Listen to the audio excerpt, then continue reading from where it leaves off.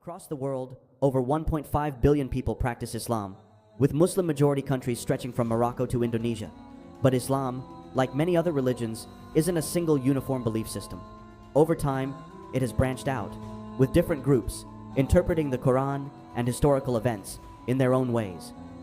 The two largest groups are Sunnis and Shias, with Sunnis making up about 85 to 90% of Muslims. But how did this split happen? To really understand the Sunni-Shia divide, we need to go back to the beginning, back to the life of Ali ibn Abi Talib. Ali's story is not just about one man. It's deeply connected to the very roots of Islamic history and belief. Ali was born in Mecca into the influential Hashimi clan, a branch of the Quraysh tribe. He was the cousin of Prophet Muhammad, and their bond was strong. Ali's father, Abu Talib, had taken care of Muhammad after he was orphaned. But their bond went beyond family ties. It was also deeply spiritual. Growing up in the same household as Muhammad, Ali was exposed to the teachings of Islam from a very young age. When Muhammad proclaimed his prophethood in 610 AD, Ali was one of the first to embrace Islam. At just 10 years old, Ali professed his belief in the oneness of God and Muhammad's message. This early acceptance set Ali apart from others, as he became the first male to accept Islam. His steadfast faith would go on to define much of his life. As Islam began to attract more followers, Muhammad and the early Muslims faced severe persecution from the polytheistic Meccans. Despite his young age, Ali played a crucial role during these difficult times. He was known for his bravery and his unwavering loyalty to the Prophet, often standing by Muhammad's side to protect him from those who wished him harm. In 622 AD, life in Mecca had become unbearable for the Muslims, leading them to migrate to Medina. This migration, known as the Hijrah, marks the beginning of the Islamic calendar and stands as a pivotal moment in Islamic history. However, Ali didn't immediately join the Prophet on this journey. Instead, he stayed behind to return the possessions that had been entrusted to Muhammad. This act of integrity and responsibility reflects Ali's deep commitment to justice and doing what was right. After completing his duties in Mecca, Ali undertook the dangerous journey to Medina, where he was reunited with the Prophet. His arrival in Medina solidified his role as one of Muhammad's closest and most trusted companions. In 623 AD, the bond between them grew even stronger when Ali married Muhammad's beloved daughter, Fatima Zahra. This marriage was not just a union of two individuals, but a symbolic merging of two pivotal figures in Islam, which would later hold great significance for the Muslim community. Ali played a crucial role in the early Muslim community, serving in multiple capacities. He was not just a warrior that was known for his bravery in battles, but also a scholar, respected for his deep knowledge and understanding of Islamic teachings. His contributions were especially notable in key battles like Badr, Uhud, and Khandaq, where his valor earned him the title Asad Allah, Lion of God. By 631, the Muslim community, known as the Ummah, had taken control of Mecca and much of the Arabian Peninsula. However, as the Prophet grew older, the question of who would succeed him became increasingly important. Who would lead the Muslim community after Muhammad's death? This issue would eventually lead to the division between Sunni and Shia Muslims. In 632, after completing his final pilgrimage, Muhammad delivered a sermon at a place called Ghadir Khumm. This event is of immense significance in Islamic history, particularly for Shia Muslims.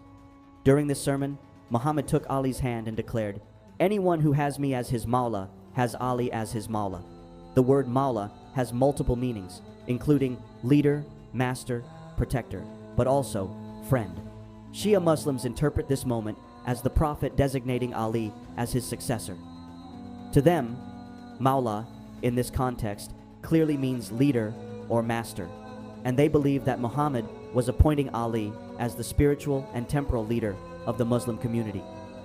For Shias, Ghadir Khumm is a pivotal event that confirms Ali's rightful place as the first Imam, the divinely appointed leader of the Ummah. On the other hand, Sunni Muslims have a different interpretation of this event.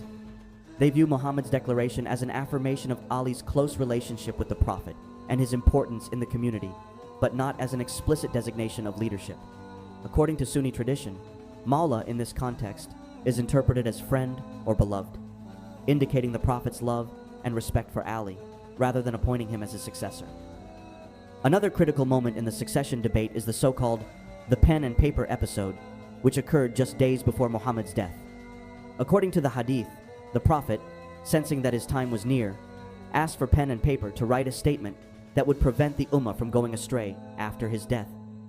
However, Umar, one of the Prophet's close companions, intervened, saying, "The Prophet is seriously ill, and we have Allah's book with us. That is sufficient for us." This led to a dispute among those present, and the Prophet, upset by the disagreement, dismissed everyone from the room without making the statement. Shia Muslims believe that Muhammad intended to designate Ali as his successor in this statement. They argue that the Prophet's request was a crucial moment to secure the leadership of the Ummah and prevent any division. The intervention by Umar is seen by Shias as an act that changed the course of Islamic history, preventing what they believe was the clear intention of the Prophet to appoint Ali as his successor. Sunni Muslims, however, argue that the Prophet left the matter of succession to the community to decide. They believe that the Quran and the Sunnah, the teachings and practices of Muhammad, are sufficient guidance for the Ummah, and that Muhammad did not need to designate a specific successor. This incident, therefore, is viewed by Sunnis as a misunderstanding or a moment of confusion, rather than a deliberate attempt to alter the course of leadership. After Muhammad's death in 632, the Muslim community was thrown into a state of uncertainty and grief. While Ali and the Prophet's family were busy with funeral arrangements, a meeting was held in Saqifah, a covered courtyard in Medina, to decide the new leader of the Ummah. This meeting, known as the Saqifah of Banu Sa'idah, was attended primarily by the Ansar, the Medinan Muslims, who had welcomed and supported Muhammad and his followers during the Hijrah. However, the Muhajirun, the Muslims who had migrated from Mecca, soon joined the meeting. When Abu Bakr and Umar arrived at Saqifah, the discussion quickly turned into a debate over who should succeed Muhammad. The Ansar initially proposed their leader, Sa'd ibn Ubadah, but the Muhajirun argued that the leader should be from the Quraysh, the tribe of the Prophet. In a dramatic turn of events, Abu Bakr suggested that the community should choose between Umar or Abu Ubaidah ibn al-Jarrah.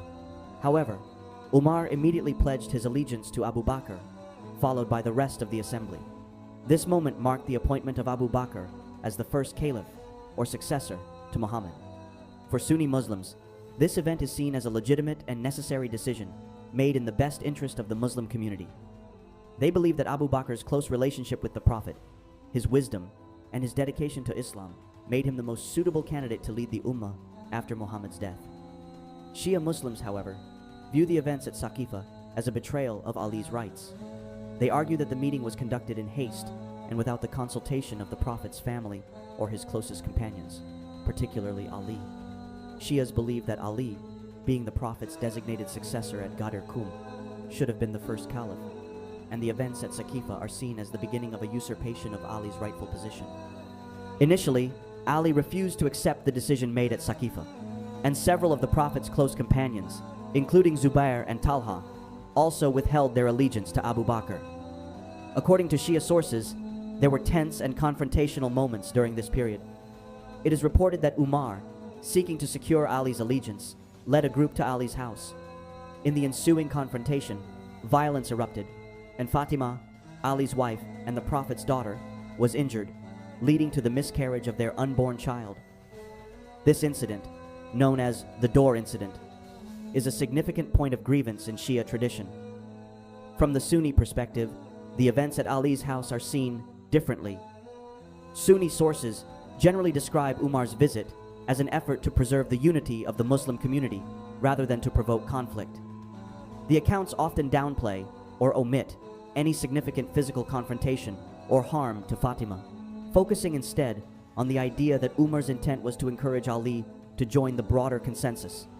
Ali's eventual decision to pledge allegiance to Abu Bakr is viewed by Sunnis as a wise and responsible move, reflecting his commitment to maintaining the unity and stability of the Ummah during a time of uncertainty. Despite these tensions, Ali eventually recognized Abu Bakr's caliphate. Shia traditions argue that his acceptance was coerced and reluctant, driven by a desire to prevent further bloodshed and preserve the unity of the Muslim community. In contrast, Sunni traditions emphasize Ali's eventual acceptance as a sign of his commitment to the Ummah and his recognition of Abu Bakr's legitimacy. The subsequent caliphates of Umar and Uthman were also marked by Ali's continued involvement in the affairs of the state, though his relationship with the ruling caliphs was complex. Ali advised and supported them in many instances, but Shia Muslims believe that he did so out of a sense of duty to the Muslim community, rather than genuine support for their leadership. In Sunni traditions, Ali's actions are seen as further evidence of his dedication to the unity of the Ummah, even when he might have had personal reservations. In 656, after the assassination of the third Caliph, Uthman, the Muslim community turned to Ali to lead them. Ali's ascension to the caliphate was met with mixed reactions. While many supported him, others, particularly Uthman's Umayyad relatives and the Prophet's widow, Aisha, demanded justice for Uthman's murderers. This demand for retribution quickly escalated into the First Muslim Civil War, known as the First Fitna. The Battle of the Camel in 656 was a direct result of these tensions. Ali's forces clashed with those led by Aisha, Talha, and Zubair, resulting in a decisive victory for Ali. However, this victory did not bring peace, as another powerful opponent, Muawiyah, the governor of Syria and a relative of Uthman, refused to recognize Ali's caliphate. The conflict between Ali and Muawiyah culminated in the Battle of Siffin in 657. The battle ended in a stalemate, leading to arbitration, which was a controversial decision that many of Ali's supporters viewed as a compromise of his rightful position. The arbitration ultimately ruled that both Ali and Muawiyah should step down, but Ali rejected this ruling, and the conflict continued. Ali's caliphate was plagued by dissent and division, ultimately leading to his assassination in 661 by a member of the Kharijites, a radical group that had broken away from Ali's followers. Ali's assassination in 661 marked the end of the Rashidun Caliphate, the era of the rightly guided caliphs. His son Hassan briefly became the leader of the Muslim community. To prevent further conflict and ensure peace, Hassan agreed to step down in favor of Muawiyah. They signed a treaty that included a crucial condition. Muawiyah would not appoint a successor, ensuring that the caliphate would not become hereditary. Hassan's decision was aimed at preserving unity and avoiding more bloodshed. After stepping down, Hassan retired from public life and eventually passed away in 670. Despite the treaty, Muawiyah later broke his promise. He appointed his son Yazid as his successor, turning the caliphate into a monarchy. This decision sparked widespread discontent, especially among those loyal to Hassan and Ali. Hussein, Hassan's brother and Ali's younger son, refused to accept Yazid's rule, leading to further unrest and division within the Muslim community. In 680, Hussein and a small group of his followers were surrounded by Yazid's forces in the plains of Karbala, in present-day Iraq.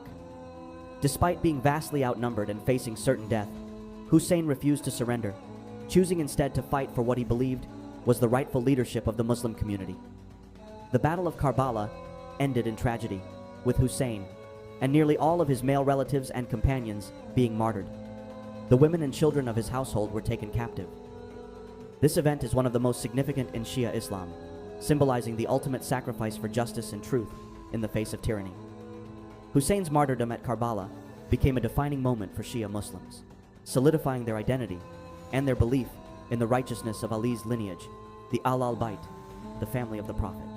For Shia Muslims, the Battle of Karbala is not just a historical event, but a deeply spiritual and emotional experience that is commemorated annually during the month of Muharram, particularly on the day of Ashura. The tragedy of Karbala serves as a reminder of the ongoing struggle for justice and the need to stand against oppression. From the Sunni perspective, the Battle of Karbala is deeply mournful as well. Sunni Muslims share in the sorrow of the tragedy and recognize the immense suffering endured by Hussein and his followers. They also acknowledge that Yazid's actions were wrong and contributed to the suffering. While Sunnis emphasize the importance of maintaining unity and stability within the Muslim community, they do so with a deep respect for the pain felt by all involved. The Sunni perspective values the lessons learned from Karbala and strives to honor Hussein's memory while working towards a harmonious and united Muslim Ummah.